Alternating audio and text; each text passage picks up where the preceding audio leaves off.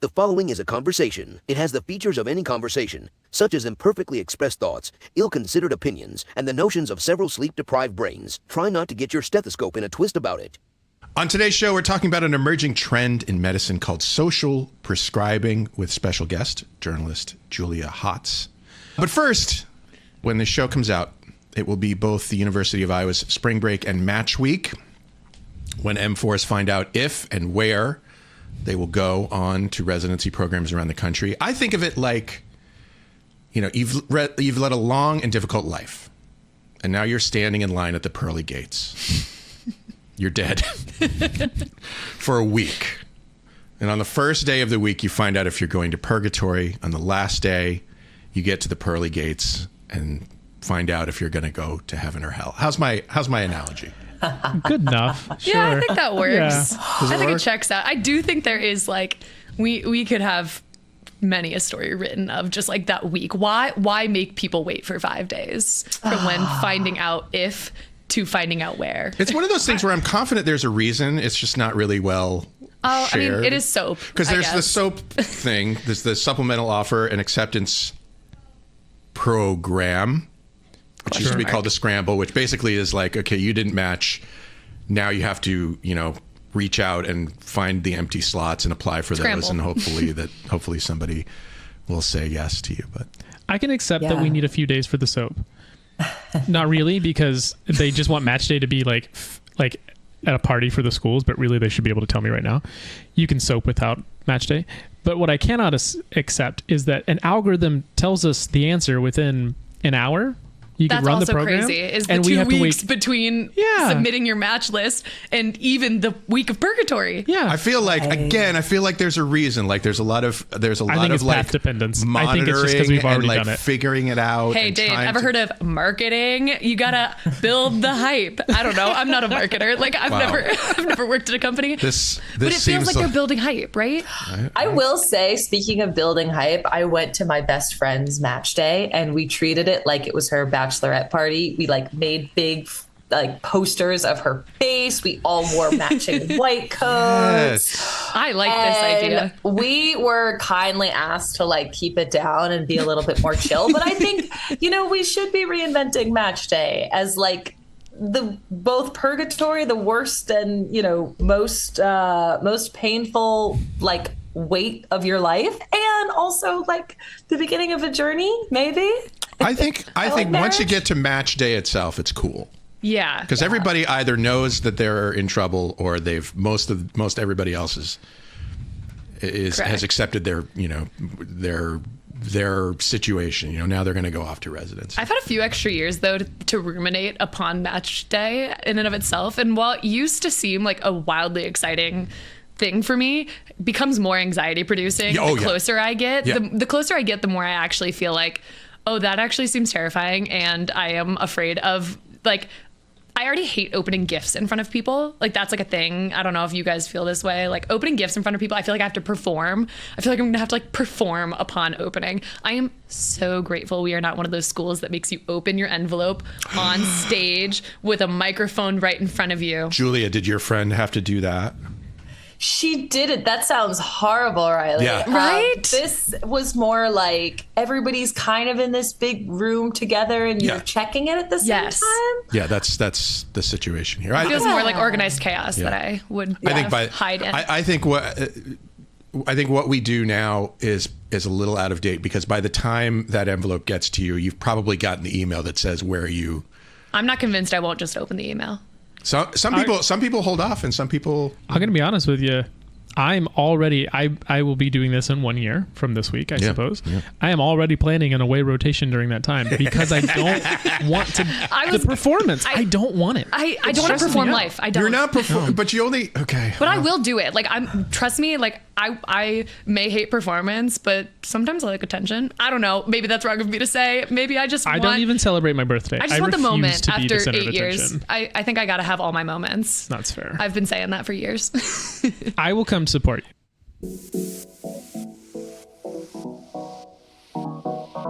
Meandering in the margins of medicine, it's the Short Coat Podcast. Weird news, fresh views, helpful clues, and interviews. By students, for students. Subscribe to our weekly show at theshortcode.com. Thank you. Welcome back to the Short Code Podcast. It's the show that gives you an inside look at medical school from the students drinking from that fire hose, a production of the University of Iowa, Carver College of Medicine. I'm Dave Etler. With me today in the SCP studio, he's a saint as far as I'm concerned. It's M3 Jeff Goddard. I've been called that before. You're going to make it to heaven. You're going to make it past the pearly gates. Yeah. She's a powerful angel, most powerful. It's MD, PhD student Riley Behan-Bush. That sounds like any fantasy novel I've ever read. Just starting powerful angels. Powerful angel. And if you thought that was all short codes, well, that's just silly. Come on. Give me a break. Because we're also joined by journalist Julia Hotz, author of The Connection Cure, The Prescriptive Power of Movement, Nature, Art, Service, and Belonging. Hey, thanks for coming to join us, Julia.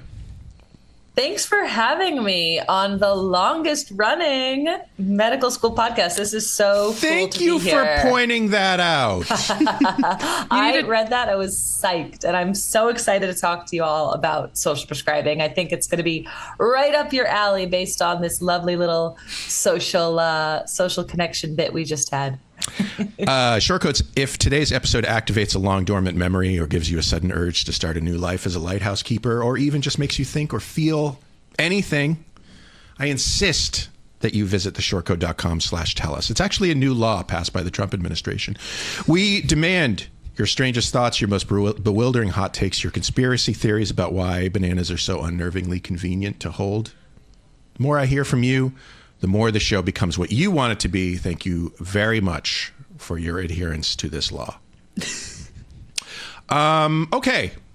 Social prescribing. How do you define social prescribing for somebody who's completely unfamiliar with the concept, Julia? And what motivated you to talk about it in your book? Sure. So a social prescription is, at its most basic definition, a non-medical community resource or activity referred by a health professional to improve a patient's health and strengthen their connections. So that could be anything from an art class to swimming lessons to a cooking workshop to fresh produce, help with job hunting, housing support. And the sort of tagline of it is about shifting the focus in medicine from what's the matter with you? Tell me about your symptoms. I'm going to give you a diagnosis. I'm going to give you a treatment for the symptoms, to what matters to you? What brings you joy? What brings you purpose? Based on this idea that actually connections to people and meaningful pursuits in our community can improve our health in all kinds of cool ways. I heard you speak on a podcast with a friend of mine, Tyler Johnson, who is he's great. Absolutely phenomenal oncologist. That he actually helped me with my writing, so that's how we got in touch with one another. And I fell in love with this idea, the idea that we as doctors should be pushing more of a relational approach to health instead of just this transactional of here's the medicine, right? And I guess I don't want to just jump there, but I will jump there. Jump. You got it. How? So I read the book and it's beautiful. It's this, I love the this is what's being done in this country, in this country, in this country, and how it works in these different systems. But we are dealing with the fact that providers have, 10, 15 minutes with the patient. And I've personally been in the room where the doctor has to say, we're going to put a pin in all of those other things because I only have 10 minutes. We'll schedule another appointment for those. We're going to address the thing that's most important right now, the thing that's bothering you the most right now. I would love to have 30 minutes to sit down and have a relationship with my patients. But the system isn't necessarily set up for that, nor is it set up to easily do these social prescriptions, right? If I wanted to say I'm going to prescribe you, somebody who is going to help you with your job hunt, or I'm going to prescribe you a local running group. How do I, as a provider, access those things in a meaningful and yet efficient way to be able to get those to my patients? You know what I mean? We're just... Yeah. For sure. Jeff, you are asking the question. I'm glad you asked it early. This is often what I hear among not just medical students, but medical professionals as well. They're like, theoretically, I get this. I know that 80% of health outcomes are driven by social and environmental factors. Only 20% of it comes down to what happens in clinical care at the population health level. But how the heck do I do this when I've got 10 minutes, when I wouldn't even know where to begin prescribing salsa dancing lessons in my community? So let's back up a little bit, because these are the right questions. And believe it or not, these are actually the questions that they were asking in the UK when social prescribing was really first established as a practice about 10, 15 years ago. And in fact, hear me out on this, one of the motivating reasons why the UK invested in social prescribing, figured out how to do it, is because of this exact problem. Because in those 10 minutes, how much are you really going to be able to do for your patient when you know, and the research tells us, that so much of their health, what they're coming to see you here with that day, is driven by all the things that happen outside of your office. There was actually a statistic in the UK that 1 in 5 doctor's appointments were being made for purely social reasons. And I heard some wild stories, for example, about a guy who would check himself into the emergency room every Friday night because he was lonely and because he didn't have anywhere else to go. And because in England, hey, the healthcare is free. Why not go to the doctor in the emergency room if you have nowhere else to go? So this was a huge problem. And you know, at the same time, England was sort of systemically investing in loneliness because there were rising rates of it. We know that the health consequences of loneliness are equivalent to smoking 15 cigarettes a day. And so there was sort of this very organic move by doctors saying, all right, this is not working. I am just putting a Band-Aid on it. And yeah, it's only 10 minutes at a time. But if they're coming back to the doctor because we're not effectively treating the root cause, that adds up to, you know, many, many minutes. So how it was first established in the UK is first by hiring a position they called the link worker. Because you're absolutely right, Jeff. Like, you as, you know, this, I forget all the adjectives David used, but as this amazing medical student, medical school professional, learning all the things in the textbooks. Saint is the word you're looking for. Saint, that's right, saint. You're not trained up in, number one, like how to really screen for what matters to a person, what you should be prescribing them. Although I do think you, being the seemingly very empathetic and wonderful person you are, you could learn how to do that. But you probably don't have time to do the second thing, which is to vet all the different community organizations in your community, figure out which ones are available on prescription. So the UK said, okay, we're going to try an experiment. We're going to hire a link worker, that is somebody who's a link between the doctor's office and the community, to have not 10, 15 minutes, but 60 minutes to get to know what matters to the patient, to figure out all those things that, you know, you as the doctor would say, I'm going to put a pin in that. And then number 2, spend the rest of their time figuring out what's available in the community to prescribe. So when they did this, and this was an investment of time and resources, it was a pretty bold experiment. They found that this dramatically improved health outcomes, right? It was first sort of piloted around exercise on prescription and drastically brought down rates of type 2 diabetes, things like this. But that it also saved money, because guess what? When I prescribed you a spot in a cycling course, first of all, you're not coming back to the doctor as regularly. Second of all, you're probably preventing all kinds of, you know, diseases and conditions before they get that way. And 3, you're making friends. And when you're making friends, you're developing sort of a secondary safety net that doesn't have to be the healthcare institution. At the macro level, the UK found that this reduces emergency room admissions, doctor's visits by up to 50%. This is the most recent data, but the earlier data, it was like 24, 25%. They've clearly gotten, you know, more and more refined with this approach. And they save about £8 for every £1 that's invested.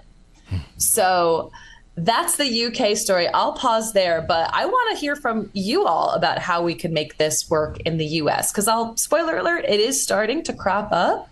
But you're right that because we don't have a nationalized healthcare system, the government incentive is not there quite as much. And I mean, not to be overly cynical, but like, I've met doctors at this point. I've spent a lot of time with them. And, who are they? And while there is quite a bit of idealism in the field, there gets to be a point where it's a job, right? Yeah. And when it's a job, 10 minutes with a patient is a billable patient contact experience. What do I care if they're going to come back 15 times this month? They're going to be a little annoying, but like, I'm getting paid.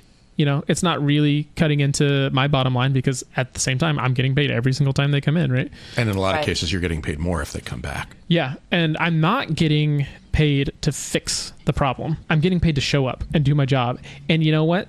We've got so much administrative bloat. That sounds like it's their job. Right. I'll let them fix it. And so it just kind of put that burden on somebody else because what I'm dealing with is what I'm dealing with. And I don't have space for all of that other stuff. You know what I mean? So yeah. Oh, I know what you mean. I don't want to be too negative about it. No, I think I think it's a really important point, which is that you're going to have doctors that are super excited about this and doctors who are saying, I'm already at capacity and I cannot take anything more on. But I think what I come back to, and the thing that so greatly resonated with me about some of your work in social prescribing, is that asking kind of what matters to you. I think even if we can train new physicians to ask that kind of straight up, and I think you could even put it within the context of our current medical system, because you could ask someone what matters to you when they come in with pain. And I think for some people, what matters to them is, I need this pain gone immediately. I need my pain controlled, and I need that pain controlled through like pharma approaches. And I also think that they could say, okay, but once we get that done, now what can we do? And I think we already kind of do this, which is like, pain is an easy example, but you could put this in the context of many chronic diseases or even acute things, which is kind of like, what do you need right now? And what is kind of keeping you from like your day-to-day life? So I even think just kind of approaching patients less from, here are the facts, here's what's going on with you, and then algorithmically giving them medicine. Instead, taking a minor pause and just saying, okay, here's the medicine we can give, and also what matters to you. Is it medicine right now, or is it these other approaches? I think of this a lot in the fact that, so I do some like environmental toxin research, which is really interesting to me, but I think there's kind of the question that's always in my brain, which is, how do you apply that to a clinical setting? Because at the end of the day, like, I am not here to fearmonger. There's lots of things in our world that are going to be problems, but there's also lots that you can't really do to avoid them. And so it's like, how do you kind of help counsel patients through some of these things? And there are going to be people who don't care to hear that information at all. And there are also going to be some people who come in, I think of like infertility, some people who come in and say, I'm not really trying to change my life too much. And there are going to be some people that come in and say, I actually want to change my food, exercise, etc. And those are the people that are going to be willing to do this kind of social prescription. I think you're totally right to frame it that way, Riley. Like, you know, first of all, I'll just say real quick, like, I don't think we should be framing social prescriptions as an or. I think it's often an and. I like to frame it as another option on the menu, right? Like, especially with all the rhetoric happening in the country right now, nobody is saying like, throw out the pills, right? This should be seen as another option. And to your second point, for patients who are open to it. Mm-hmm. And we could talk about like how we get over that maybe initial hesitancy of patients who maybe very understandably like, I'm not very interested in this. And this gets to, Jeff, your very valid concern about, you know, doctors who have statistics show like 26.7 hours of work per day. Quick math, right? More than the work in a day between all their administrative, preventative, chronic, acute, all this kind of care. But here's what I think is happening. And I'll tell it actually through the story of my friend whose match day I was telling you about, my friend Kate. Kate heard about social prescribing, loved it in theory, just like all of you said, you know, I cannot imagine how I and my pediatric ICU are going to make this work. But she told me a story. She said she saw a teenage girl struggling with severe depression and a bunch of other mental health issues, did not have a safe home environment, did not have a safe school environment. Tried to get her an appointment with a therapist. Therapy wait time, 6 months of one who would take her insurance. And particularly when her depression was being compounded by the fact that she felt like she had no friends, she had no third space, there was no way for her to like cope with the stressors of her life. Kate really wanted to prescribe a social prescription. This felt like the most ethically correct thing to do, but because it wasn't available, she prescribed her an antidepressant. And granted, I'm sure that helped her, but what I think is happening to our doctors, and we're seeing it even in our medical students, is this phenomenon, which I'm sure you've talked about on the pod before, of moral injury, of feeling like I want to prescribe the medicine to my patient that treats their root cause, that genuinely makes them healthy. But because of all my time barriers, resource barriers, what I've been trained to do, I can't do that. And I go home at night feeling, awful and not looking forward to seeing my patients the next day. And that just continues the cycle. Whereas I will tell you that of the healthcare professionals in the United States who've started to offer social prescriptions, who've sort of had the infrastructure to be able to do this, they tell me that this is why they got into medicine. This is why they got into medical school. It's some of the most memorable kind of medicine they can be able to prescribe because the patients really have their lives changed by it, right? I could talk more about specific examples, but I'm curious for you if the moral injury bit resonates. Yeah, we actually had Wendy Dean on, who wrote the book on moral injury, I think last year or something like that. Because that's exactly what's going on is, you feel like you come into medicine with all this idealism that like, I'm going to make the world better. I'm going to make my patients' lives better. And then you realize there's a lot between you and that. And the inability to actually do that, I think, is kind of soul crushing. Totally. But I will add that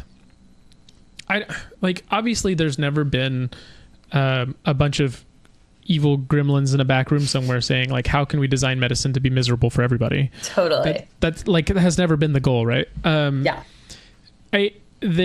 Most of what we have has been either well-meaning or accidental. And I can't really fault anybody for that. I think that I don't want to blame anybody. I just think that we all need to take responsibility for it. So, right. So like, it's not somebody's fault, but it is all of our job to fix it. Right. Absolutely. And that includes the patients. Like another big kind of skepticism or criticism I get is, I'd love to be able to prescribe this to my patients, but they want the quick fix. They don't mind because they just want to be out of their pain immediately. And again, to Riley's point, like that's fair. Let's give them relief from their pain, but let's also set them up to achieve health. I'm totally with you. I don't think there's like an evil cabal out there that's designed to like make this not work. But the fact is, it's not working. Right? A lot of medicine is not working. We're spending more and more money, but the outcomes are getting worse. Sentiment for insurance companies is at all-time negative. Even your generation, we're not seeing the rates of people going into medical school, particularly primary care, at rates that they had in previous generations. So something needs to change. And what I like about social prescribing is and this is how it happened in the UK, is it started local. It became sort of a cultural norm. Like if you ask someone in the UK, more and more people are starting to hear about this thing called social prescribing. I want that to happen in the US. And I want it to continue to be driven at a local level so that ultimately it's this thing where we develop the right templates, we develop the right payment systems, we figure out what kind of partnerships work.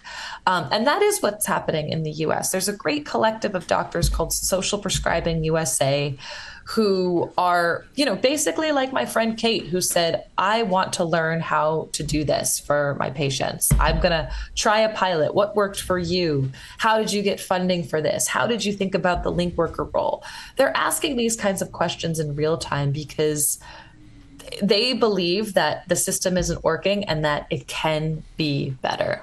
I think it sounds to me like what needs to happen, it's not going to come from the top, right? It's not going to come from like insurance companies. It's not going to come from, I don't know, the government. It's going to come from doctors who start saying, maybe even in individual practices, when they're like, okay, what we're doing isn't working. I'm going to try this thing. I'm going to hire somebody to fill that link worker role.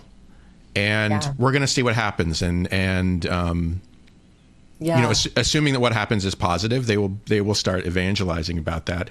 Like it sounds like it happened in the United Kingdom, where am I wrong? I did some research, but it seems like a lot of this did come out of the UK. It's like it really started there.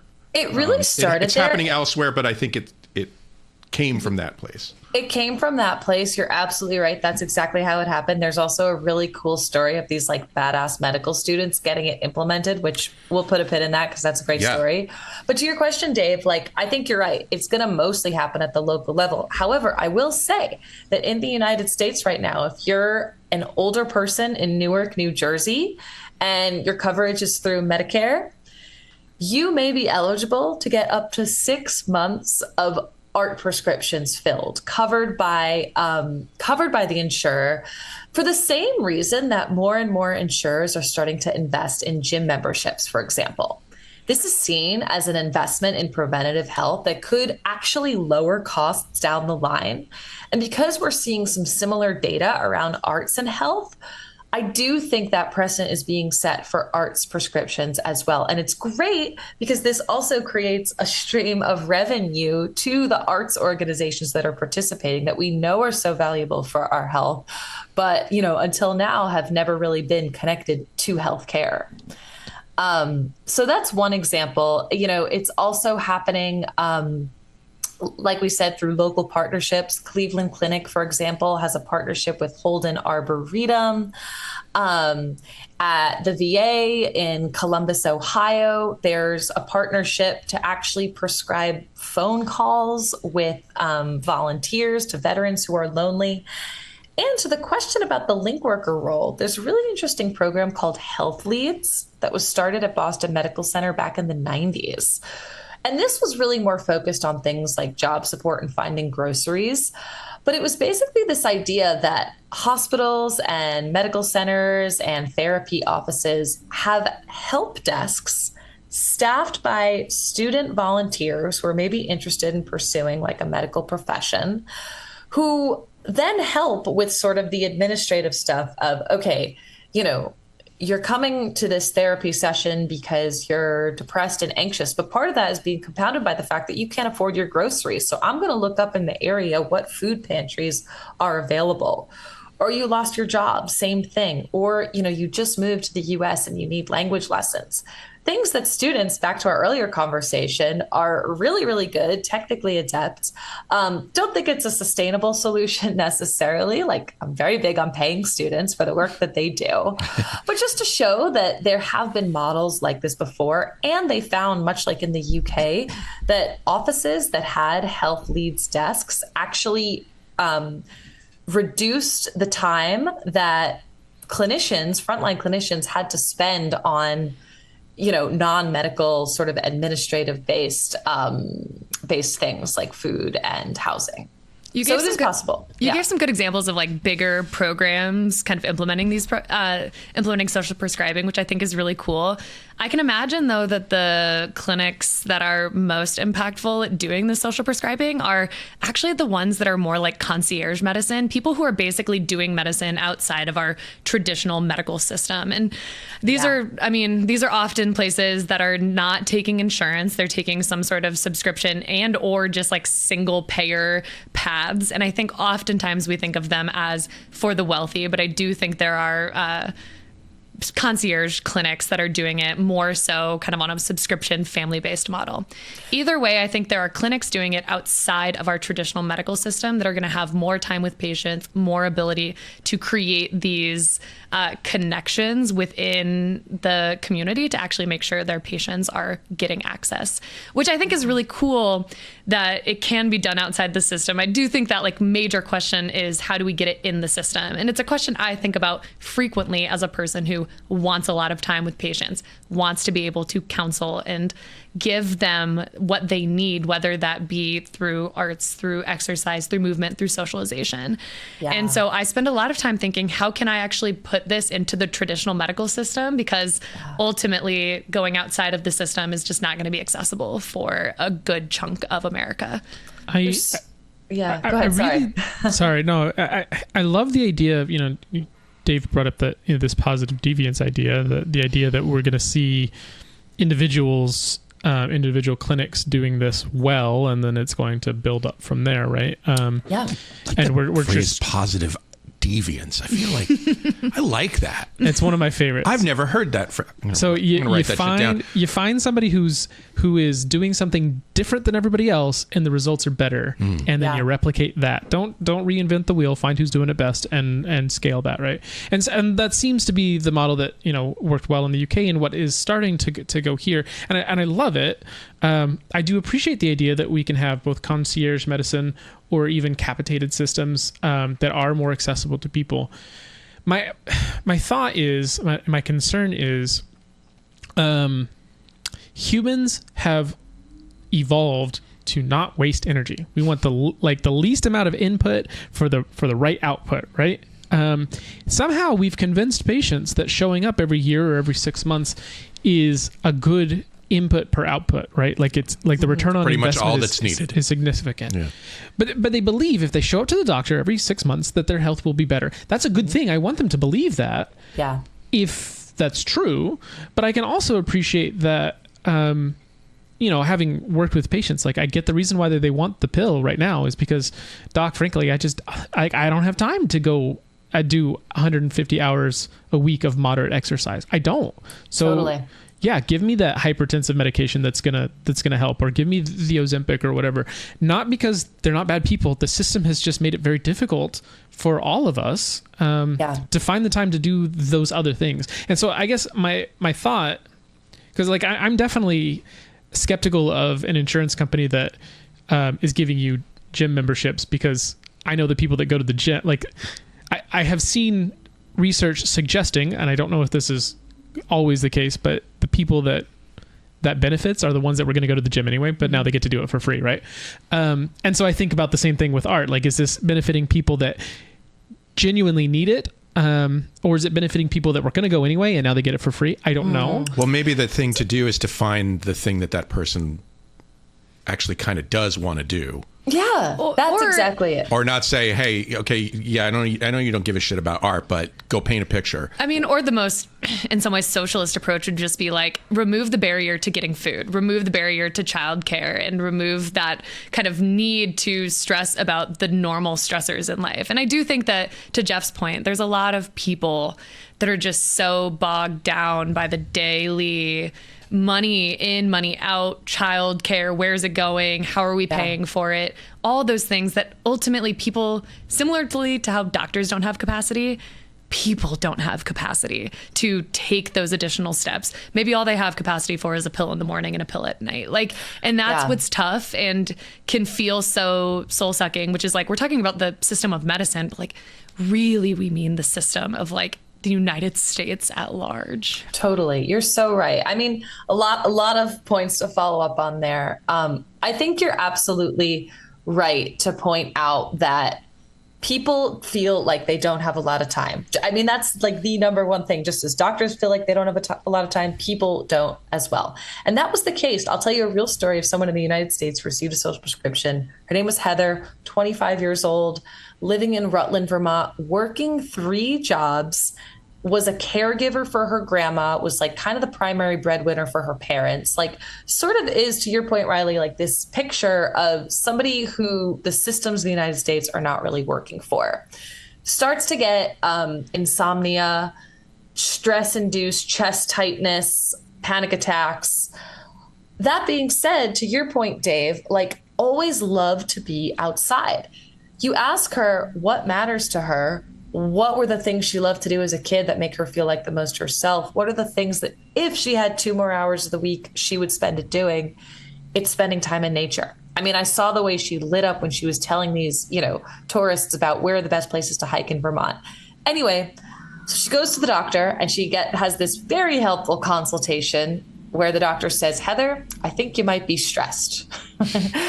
And Heather says, yeah, doc, I could have told you that. Of course I'm stressed. My life is stressful. Well, it just so happened that same doctor's office, this is Rutland Community Health, was partnering with a local organization called Come Alive Outside that was sponsoring nature prescriptions. And this really lit Heather up because she thought, I actually do love to be outside. And coupled with all this literature that shows time in nature has incredible effects on our attention, on our blood pressure, on all the symptoms Heather was struggling with. I mean, it was medicine. She gets a nature prescription. Now, you might be thinking, how does Heather have time for a nature prescription if her life is so busy and stressful? But once it's reframed, as medicine, as meeting at a specific time and place, as having other people there to hold her accountable, to come back, that's what flips the switch. That's what makes it different from, I'm going to recommend you get 150 minutes of exercise per week, to I just prescribed you a spot in Irish step dancing because I know you loved that as a kid. And that is a way to get you your 150 minutes in a way that's like more sustainable and keeps you accountable. So what happens to Heather? She goes to this 10-week prescription. All of her symptoms go away. She realizes that nature is medicine for her. She has to incorporate this into her life, and she's changed her life since her social prescription.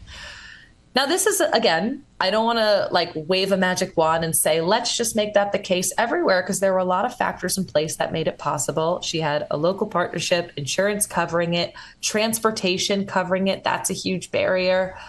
But I do think if we start telling these kinds of stories, we can like get rid of this myth that people don't want to change. It's just hard to change. Life is hard. Let's make it as easy as possible to change and bring people to the things that are genuinely medicinal, like movement, nature, art, service, and belonging. And I think these are built by strong community. And I think we as a collective have been having a big conversation about loneliness, but even just like our sense of community. And I think we've all lost it a little bit, maybe with COVID, maybe with smartphones, maybe with, you could even argue with like the advent of the television. Like people have been saying this for 50 years, we're losing our sense of community, because I can imagine that example with Heather.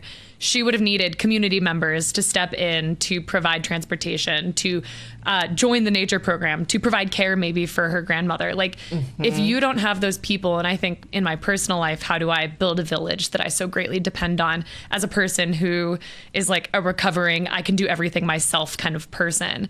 And that is like the other aspect, which is you have to just learn to depend on people. And in our individualistic society, in some ways, that is a key part of it. Is like, how can we just like build strong community? Totally. And I'm trying to think of like the role physicians used to have in community, especially in small communities, was massive. Like your local physician, everyone knew them. They were always at the events. How do we almost build that up within these not so small places? You're absolutely right. I like to say social prescriptions are gateway drugs to community, right? The 10-week, hiking excursion, that's just the gateway drug for Heather to have this lasting community. And that was the case over and over again that I saw. The activity itself is really important and medicinal, but really it's about everything that comes after. Because you're absolutely right. I saw this quote that I think you guys will like since you're a humor podcast. I quoted in my book, "The modern condition is mostly people trying to do things on their own that have historically been achieved by a large support network and wondering why we're tired all the time." Me building IKEA furniture. Right? So yeah, no wonder we are all not doing well, because we are not set up to live this way. Our ancestors tens of thousands of years ago, these things were not optional: movement, nature, art, service, and belonging. You needed them to live your life, and you needed to survive with the group. We weren't going at it alone. So social prescribing is about restoring that. And hey, ultimately, the end goal of this is to have us not have to be able to prescribe them, is to remove the middleman of healthcare and just get more direct investments in these activities that encourage community, that build community, and therefore build health-creating behaviors. It seems very obvious to me. It's so obvious. It's so obvious. Hey, can you? Okay, so we've got some kind of obvious cases where this is important. Things like depression or anxiety. But there's other ones where I feel like it's a little less obvious, like chronic pain or diabetes. Yeah. Do you have an example of how that might play out for a person with who's diabetic? Totally. Oh, I have the example. I'll tell you about this this individual I met named Frank in the UK, but caveat that because I do think this is possible in the US. Sure. Was a truck driver. Statistically, people who are truck drivers are much more likely to get type 2 diabetes because their whole job is sitting. And not only that, their whole job is sitting and they're probably not having access to healthy food. They're probably overweight and therefore they're probably more likely to get type 2 diabetes. This was the case for Frank. And he would have this very common thing that tends to happen when people who are overweight go to the doctor. They go in, the doctor says, you're overweight, you need to exercise more. I'm going to prescribe you this insulin for your type 2 diabetes. You're going to be on it the rest of your life, and leaves. And that's it. And that made Frank feel terrible. He actually hated going to the doctors after that because he felt like he had no control over his life and the ability to lose the weight. So ultimately, Frank, long story, moves to a new town, meets a new doctor. He has to go for his doctor. And this doctor has a totally different sort of perspective on this. Doesn't mention the weight, doesn't, wag his finger and say you need to exercise more. He says, Frank, tell me about something you loved to do as a kid. And Frank says, well, I love to ride my bike, but, I'm in my 60s. I haven't done that in years. I wouldn't know where to begin. Ollie, his doctor, says, I'm going to prescribe you a spot in this cycling course. It's called Pedal Ready. And it's actually for people just like you, people who are over 50, just learning to bike again. And you don't have a bike? That's okay. I'm going to also prescribe you a bicycle because it comes with this course. So Frank is a little reluctant or a little hesitant, to take Ollie up on this prescription. But Ollie even says, I'll go with you if you want some support. Just trust me. So they go. Frank immediately falls in love with cycling again, meets all these new friends. He'd moved to a new place, so he didn't know anybody. Does this 10-week cycling course, and then at the end of it says, you know what? I want to keep cycling with these people. So I'm going to start a WhatsApp group and I'm going to plan cycles with them. So sure enough, they start planning these weekly cycles. That turns into also having, dinners at the weekend, thriving social circle. A year later, Frank is down 40 pounds. He's come off his insulin, which other doctors said would be impossible. And now he goes around and he educates people in the diabetes community that it is possible to reverse your type 2 diabetes. And it's not always helpful to have the wagging finger about exercise. People need material support and practical outlets to do this, like Pedal Ready for Frank. So there's just one story of an improvement in symptoms, a reduction in medication, and somebody who's not going to be relying on the medical system as much because they're living a healthier life. See, I think for me, the thing is that because I've definitely seen patients that I've, heard the doctor say, we need you to exercise, we need you to eat better. I don't want to do insulin. Okay, well, let's work on your diet. Let's work on your exercise. Or I don't want the antihypertensive medication. Okay, well, let's work on your diet. Let's work on your exercise. I'll give you some ideas of some things you can do. But it's hard to do alone. And I think that's probably the thing that I got most out of your book was this idea that I guess I'm not really new to it, but I always forget that, not everybody has access to community, right? So if I want to go ride a bike, I've got an 8-year-old that he's going to run me ragged. So I'm going to be healthy. I don't have a choice. Right. But if you don't have that, if you're Frank and you're sitting here and be like, well, I haven't ridden a bike since I was a kid and I'm kind of interested in it, but I don't have a bike. I don't have anybody to ride a bike. I don't want to look like an idiot riding the bike for the first time and falling down in my cul-de-sac or whatever. There's such a huge barrier to begin. That the community aspect of it makes possible to overcome. And so for me, as I'm thinking about how I want to implement this in my practice, how I want to advocate for policies that allow this to happen, it all comes back to how do we create these communities that facilitate it. But it's hard. It's hard to get the programs going. It's hard to feel like there's some continuity there that like you're just kind of hoping that these people are going to vibe, right? Like it was entirely possible that Frank turns out he doesn't like anybody in the cycling group, right? It's so true. And that happens. Absolutely. And gosh, I think you're so right that like, it's so different to say, hey, Frank, you should cycle more versus Frank, I prescribed you a spot in this course. They meet Tuesday nights at 6:00. There's 10 people there. They're all kind of in a similar boat. And they're going to text you if you're not there, right? You have that built-in accountability. And I think you're absolutely right to point out that it's hard to imagine this becoming the norm because the United States is such a different culture, community. We don't have as much investment in these community groups as the UK does. But here's where I'd say to start. And this is how health professionals around the country are starting.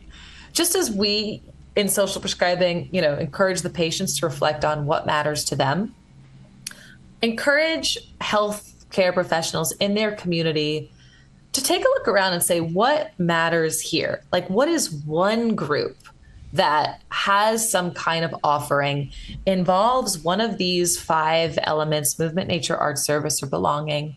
Start with one partnership and see from there. It's true that there might be some misses. You might prescribe someone, a spot in a group and they hate everyone in the group or they hate the activity. But I'm willing to bet that you'll find some wins there as well.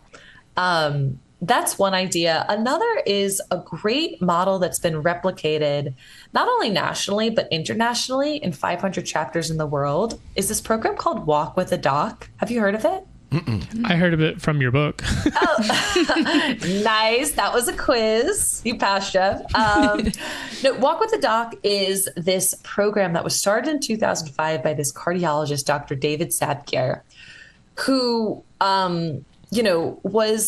felt like he was having the same conversations with patients, kind of the ones that you laid out, Jeff. Like people are coming in with, all these cardiovascular issues in need of, high blood pressure meds, high cholesterol meds, was saying like, I really don't feel good prescribing so many of these meds when I know that lifestyle changes is what it's really about. I mean, and how hard could it be for people to really get this 150 minutes of exercise a week? So he says, you know what, here's what I'm going to do. So with my next patient, I'm going to tell them, meet me in the park this Saturday. I'm going to be walking with my wife Saturday, 10 a.m. I want you to be there. And so he says this, and the patient says, okay, I will be there. You gave me a time and a place. I'm not going to be doing it alone. I will be there. Then the guy says, okay, that was fun. Let me try this with another patient. He tries it with another patient. That Saturday, 100 of his patients showed up for this walk. I can only imagine the look. These are all people pleasers. These are all people pleasers. Every single one of these patients, they said, I got to say yes because I can't say no. Well, fantastic.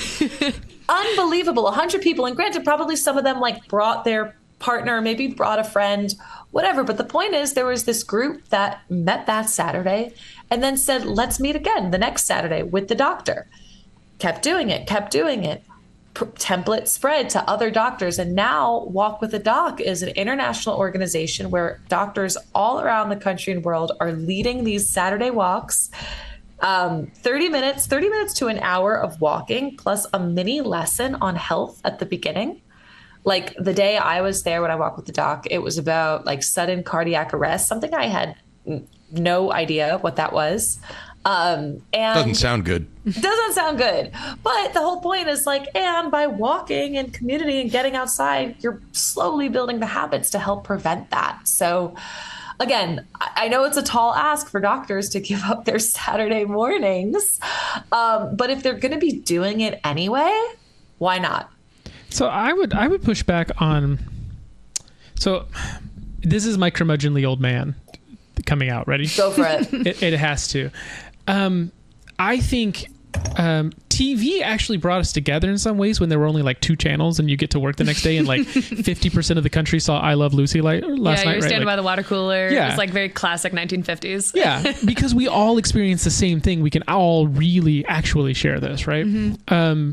But we're not there anymore. Now we have the Alexis de Tocqueville wrote this wonderful book 150, 170 years ago on democracy in America. And one of the things he said was, in the 1830s, is like, they're all involved. They're like every American is just like involved in something, right? And then 25 years ago, we get this lovely book called Bowling Alone, which is talking about the fact that we're just not involved anymore, right?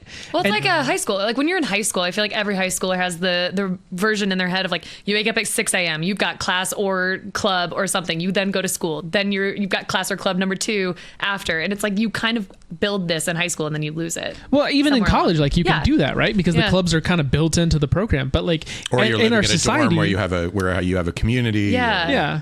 But now as a society, I think we've got this social junk food is what I'm going to call it. Like when we have something like Reddit or Facebook or Instagram, which they have their advantages. I'm able to connect with people. I talked to a friend over the weekend sometime this week that I haven't seen since high school. And it meant a lot. It was a really good experience to be able to have that. And social media gave us that.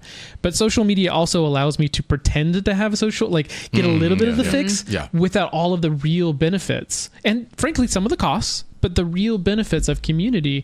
And I think that's for me, that's one of the big frustrating things is I want to be able to say like, no, this Saturday, I as the doctor also need the community that I'm going to get from walking with my patients. I will say, unbeknownst to myself, I've been social prescribing myself for the last 2 years as New Year's resolutions. I'm not a big resolution person, but I just realized that like I love learning, and not just in like the school context. Like, shocker, the girl who goes to school for 8 years loves learning. But I wanted to learn skills like outside of medicine and research of what I do. So I took a pottery class last year, wheel pottery. In some ways it was more stressful because I was like a new beginner at something, but I got to meet 7 new people. There's like a couple people I'll like see walking around because they work at the hospital. I say hi. I haven't continued pottery. It was fun for community.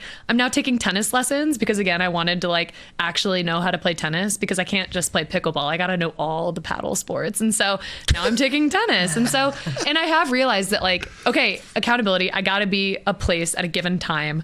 And I'm meeting new people. They may not be my best friends forever, but like I'm doing this. And I will say it has helped. But I also got off social media, which has been really monumental in my day-to-day life. And that's not to say that like I don't miss aspects of it, but there are things where I've seen this work in my life, and I actually didn't realize that I've been social prescribing myself until like today. I just think that like with less social media, it's like when I get hungry, I can grab the Twinkie or I can grab the carrot. Yes. And I'm going to be so much more satisfied when I eat the carrot, right? Mm-hmm. But if I forget that the carrot's there and I just eat the Twinkie, like I'm not hungry, and that was the goal, right? So like I've met my goal, and I think social media kind of does the same thing. When I'm lonely, I turn to my phone, and I'm not as satisfied as I would be if I had that interaction, if I played tennis with even a stranger. Yeah, absolutely. But I'm not hungry anymore, so I don't feel the need quite as much, and I'm getting less healthy. I do think the thing that has come up in my head as I was thinking about the fact that I've social prescribed myself these random communities in Iowa City and Cedar Rapids, actually, kind of the greater area, is we're talking about, okay, if the kind of base level of social prescribing is just saying exercise more, that's like barely. That's like doing the bare minimum, being like, here's some lifestyle things you could do them. And then the maximum is what the UK does, which is we're actually going to tell you what you're going to do, give you a time and place, and provide funds and lower the barriers for you to access them. Yeah. It's kind of a spectrum between those two. Another thing I could imagine that would fit so easily and be very low barrier for doctors, I say that, but they would need a little help, is actually, I hate to be a brochure doctor. Like everyone hates just like being handed a brochure. Oh, sure. Yeah. But a brochure. No, a piece of paper that you may call a brochure if it is folded in thirds. You may just call it, I don't know, a flyer if not.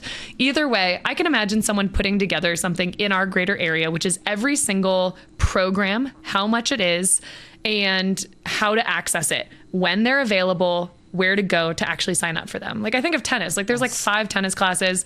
They're like $80 for 6 weeks, fairly low cost, but like could be lower.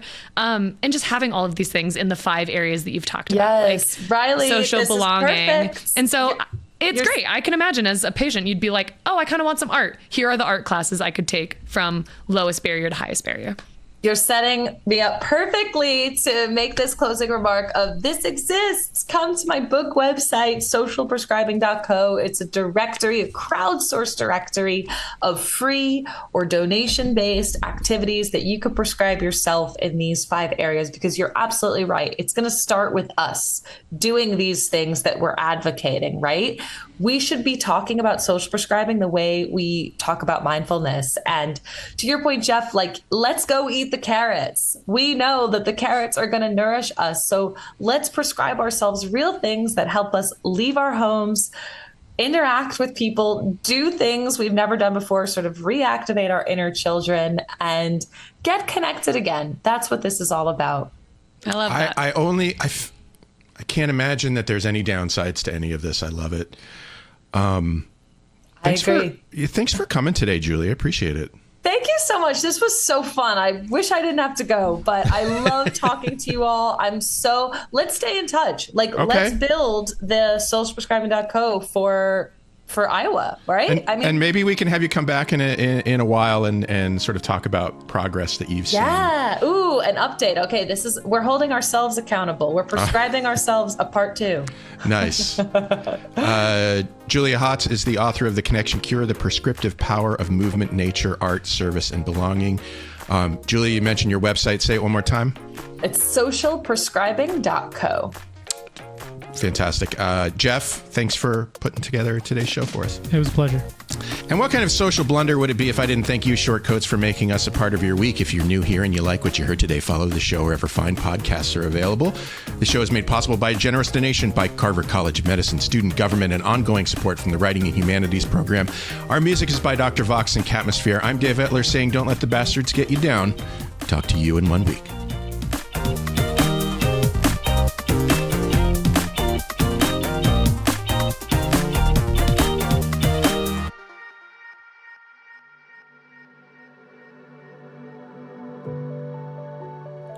Hi, Shortcoats. Look, life in medical education, life in America, life in the world is often difficult. And I often wish I could help. All I have is this podcast, but in my wildest dreams, you have the support you need to lead a life of your choosing. You deserve to be happy, healthy, and successful in whatever ways you define those words. So if you need support because you've experienced racism, discrimination, harassment, mental health crises, I want you to be able to get the help that you need. And so I'm going to put some links in the show notes to some resources that you can use. But the bottom line is that for what it's worth, I see you. I know you're out there. I wish I could do more. Maybe I can in ways that I don't understand yet or know about. But I see you, and I'm glad you're here, and other people are too.